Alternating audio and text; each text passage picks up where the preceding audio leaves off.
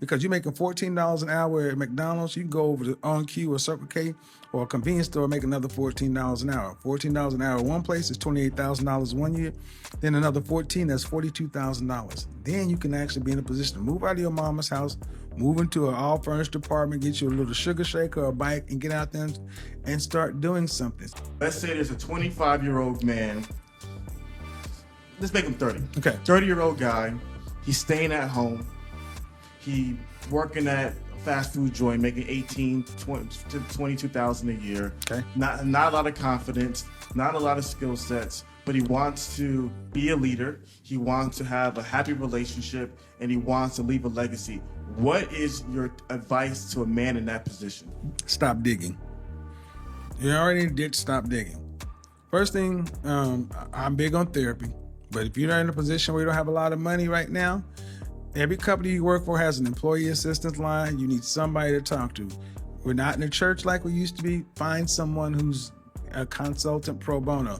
The second thing, because it has to start with the head. We can't get the head right, we get nothing. Second, he's working full-time at a fast food place? Good, I need you to have another part-time job. Because you're making $14 an hour at McDonald's, you can go over to On Q or Circle K or a convenience store and make another $14 an hour. $14 an hour one place is $28,000 one year. Then another 14, that's $42,000. Then you can actually be in a position to move out of your mama's house, move into an all-furnished apartment, get you a little sugar shaker or a bike, and get out there and start doing something. See, men, we have to work. I cannot hear that I'm broke, and then you're only working 40 hours a week. That does not compute with me. You gotta work. You gotta work and you're getting paid for the hours. You know, here's the thing that needs to start correct themselves. Once a man puts himself in a position where his head's a little bit on straight, and it does not have to be perfect.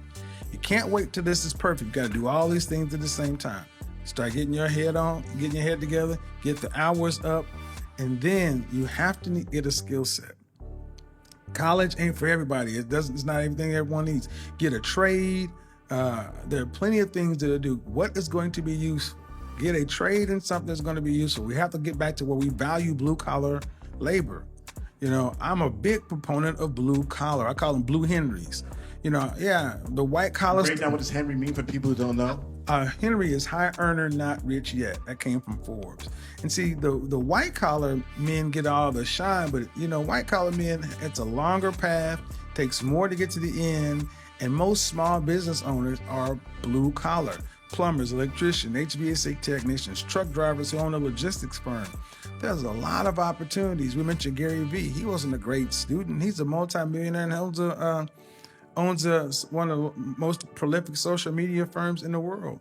Get your head right, get your money, get you some sort of certification or skill to where you can actually start making yourself of use, because fast food is not a long-term thing.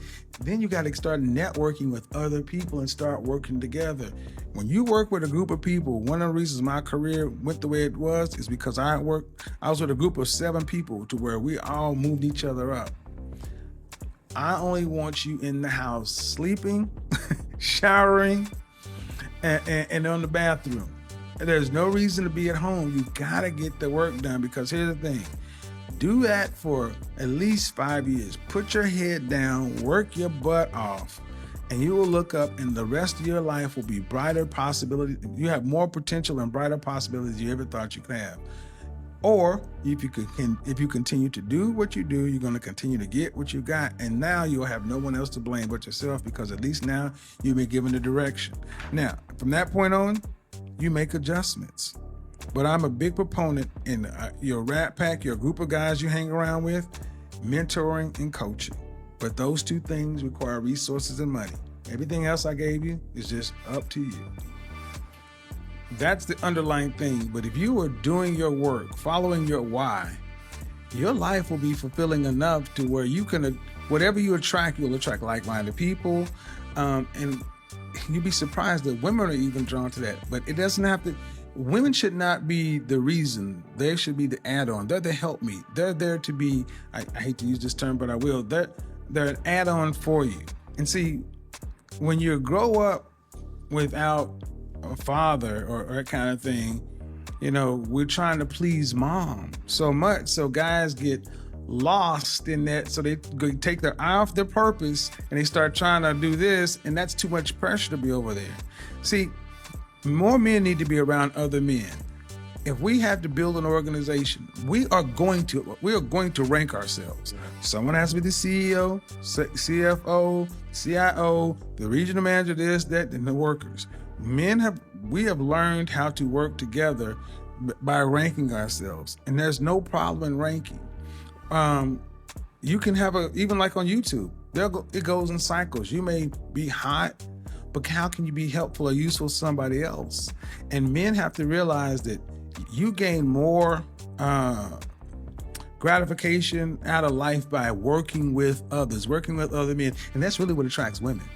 Because the average everyday guy who's working with another guy, he's making bagels, you making peanut butter, you making jelly, you making bread, y'all making sandwiches. Guess what? Y'all so busy making sandwiches. Next thing the women of the village are like,